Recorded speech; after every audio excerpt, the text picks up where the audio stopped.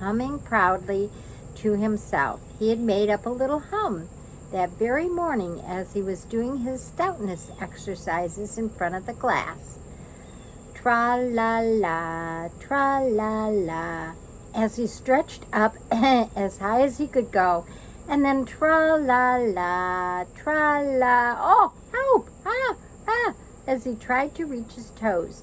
After breakfast, he said it over and over to himself until he had learned it off by heart. And now he was humming it right through properly. It went like this. I'll show you the picture. He's doing his exercise in front of the mirror. And then this is the picture. And I'll sing you the song. Tra-la-la, tra-la-la, tra-la-la, tra-la-la, rum-tum diddly-dum-doo, tuddly-diddly, tuddly-diddly, tuddly-diddly, tuddly-diddly, rum-tum-tum tiddly-um.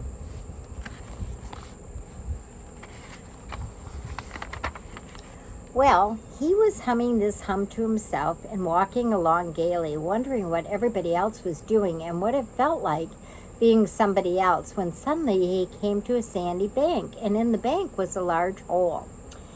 "Aha," said Pooh. "If I know anything about anything, that hole means rabbit," he said. "And rabbit needs company," he said. "And company means food and listening to me humming and such like. Rum-tum-tum tilly-dum." So he bent down, put his head into the hole, and called out, "Is anybody at home?" There was a sudden scuffling noise from inside the hole, and then silence. "What I said was anybody at home," cried out Pooh very loudly. "No," said a voice, and then added, "You needn't shout so loud. I heard you quite well the first time." "Bother," said Pooh. "Isn't there anybody here at all?" "Nobody." Winnie the Pooh took his head out of the hole and thought for a minute. And he thought to himself, there must be somebody there because somebody must have said nobody. So he put his head back in the hole and said, "Hello, Rabbit, isn't that you?" "No," said Rabbit in a different sort of voice this time. "But isn't that Rabbit's voice?" "I don't think so," said Rabbit. "It isn't meant to be." "Oh," said Pooh, and he took his head out of the hole and had another think. And then he put it back and said, "Well, you could very kindly tell me where Rabbit is." "He's gone to see his friend Pooh Bear, who is a great friend of his." "But this is me," said Bear very much surprised. "What sort of me?" "Pooh Bear." "Are you sure?" said Rabbit, still more surprised. Quite sure," said Pooh. "Oh, well, then, come in." So here's the picture of Pooh looking in the hole at Rabbit. All right, the next page.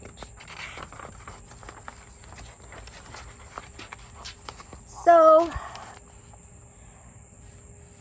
Pooh pushed and pushed and pushed his way through the hole, and at last he got in. "You are quite right," said Rabbit, looking at him all over. "It is you. Glad to see you." "Who did you think it was?" "Well, I wasn't sure. You know how it is in the forest. One can't always have anybody coming into one's house. One has to be careful. What about a mouthful of something?" Pooh always liked a little something at 11 o'clock in the morning. And he was glad to see Rabbit getting out the plates and the mugs and then getting out the plates and when Rabbit said, "Honey or condensed milk with your bread?" He was so excited that he said, "Both." And then, so as not to seem greedy, he added, "But don't bother about the bread, please." And for a long time after that, he said nothing, until at last, humming to himself in a rather sticky voice, he got up, shook Rabbit lovingly by the paw, and said that he must be going on. "Must you?" said Rabbit politely. "Well," said Pooh, "I could stay a little longer if you..." He tried very hard to look in the direction of the larder. Larder ask Melissa what larder means. And as a matter of fact, said Rabbit, I was going out myself directly. Oh, well then, I'll be going on. Goodbye. Well, goodbye, if you're sure you won't have any more. Is there any more? Asked Pooh quickly. Rabbit took the covers off the dishes and said, No, there wasn't. I thought not, said Pooh, nodding to himself. Well, goodbye. I must be going on.